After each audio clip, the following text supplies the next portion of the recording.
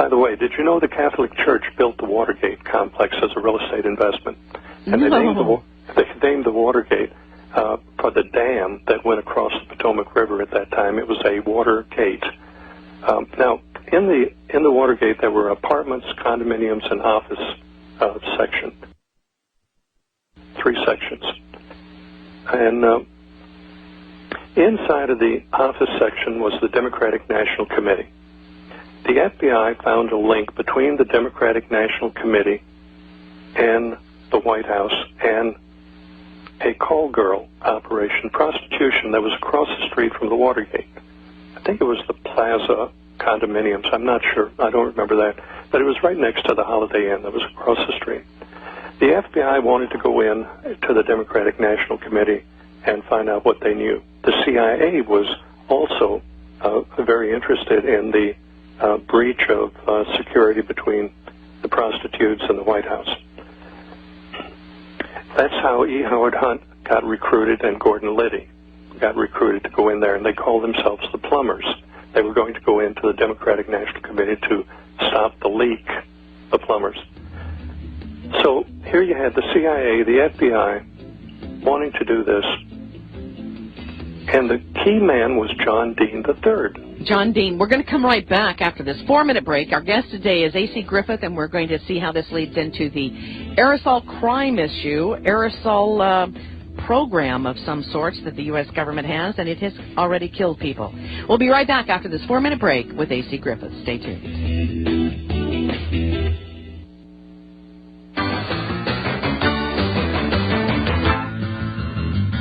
All right, here we go, folks. Welcome back to the Monday edition of the Power Hour. Coming up on 25 minutes past the hour, whatever hour you're sitting in. And, folks, hold on to your hat. You know, there are a lot of folks out there that have been talking about this chemtrail, contrail issue for, 10, 12 years, at least that. And now we're just now starting to get some real information that's coming out. Welcome back to the Power Hour. This is Dave. And Joyce. And our guest today is A.C. Griffith. As I told you earlier, he had the highest clearances. He was involved with the CIA. He is doing what he believes needs to be done today by telling the truth about these aerosol, whatever you want to call them. What is this aerosol mixture and why? Of course, that's the big question.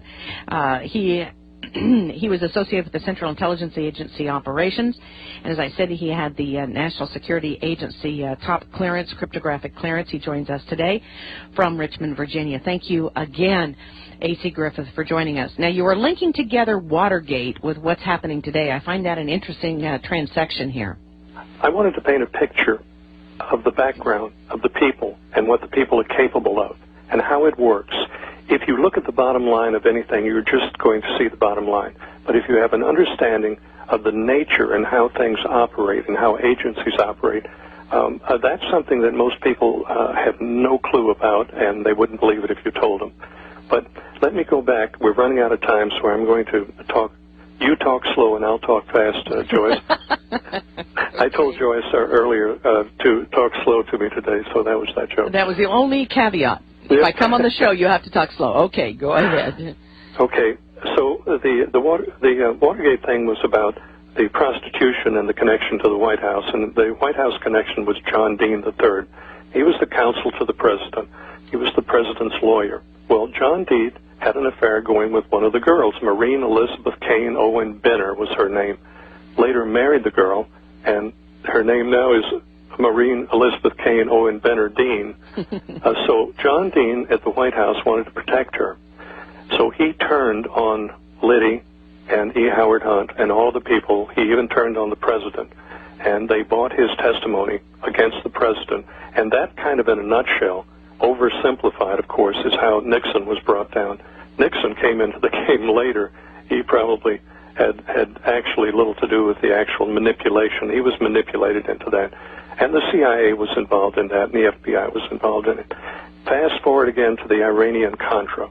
The body count, with the Clinton body count in Mena Airport, Arkansas, was about 75 people that was suicided. The CIA operated that whole thing at the Mena Airport. They put in Rich Mountain Aviation Company, a CIA front, and brought aircraft in from all over the world for refurbishing. Barry Seals showed up again. You remember Barry Seals now with the Kennedy thing and Carlos Marcello, the drug dealer. Barry Seal got a KC-123 out of Wright-Patterson, running guns to South America and drugs back. They were dealing in hundreds of tons of drugs. It was so many drugs, it was like freight trains loaded with drugs. And 75 people that got in the way were taken out, including Vince Foster and all those people. Noticed an interesting thing. Admiral Jeremiah Border, he was the chief of naval operations. He was a Jewish man.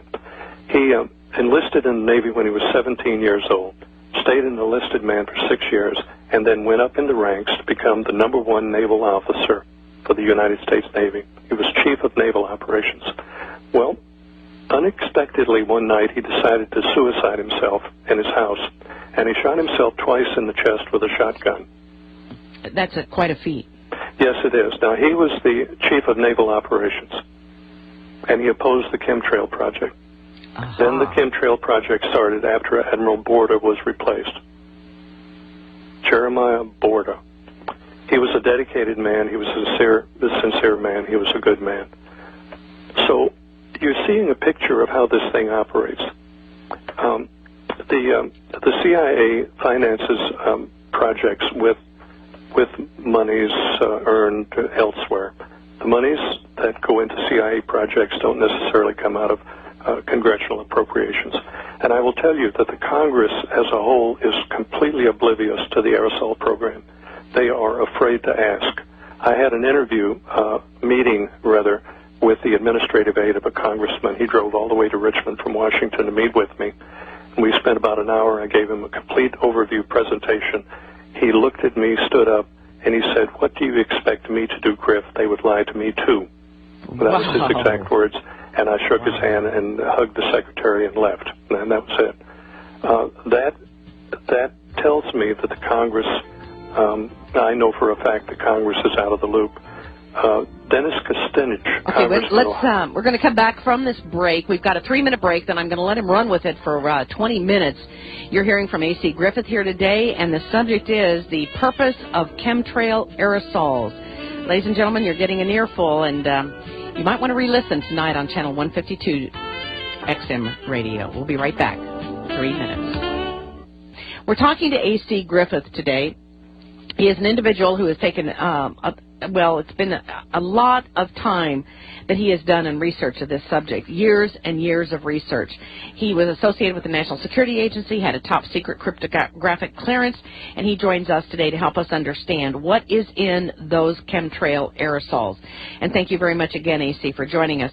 Well, let's talk about the chemtrail aerosols, because you did significant research, got into the program itself. And, sir, what did you learn?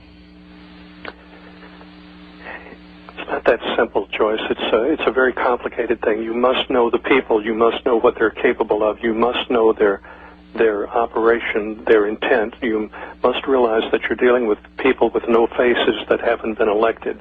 You don't know who they are. You don't know what they're putting in those aircraft. The security on the substance going into the aircraft, there's very little security on that. Whatever somebody puts in the aircraft is going to come out of the aircraft. That's a real concern. The Environmental Protection Agency has been told to keep their nose out of it. On the state levels, the state various here in Virginia, it's the Department of Environmental Quality. I was told by high people in that they were told to leave it alone. Don't look at it. Don't look at the air quality when it comes to the aerosols. Look at talk about ozone levels and things like that. Well, you mentioned that you had talked to one congressman, and then you mentioned Representative Kucinich as we were going to the break. Yes, he introduced H.R. 2799, I believe that was it, and it was he was called aside and told to take it out, and he did, and he got very quiet about it. I can't tell you enough that this is a very dangerous thing to get into. It's very dangerous to talk about this. As long as people talk about the normal stuff on the internet, they're okay. The agencies have been told to leave this alone. Now, as in the Watergate and some of these other projects that I mentioned, everybody involved thought they were doing it for some reason, some different reason.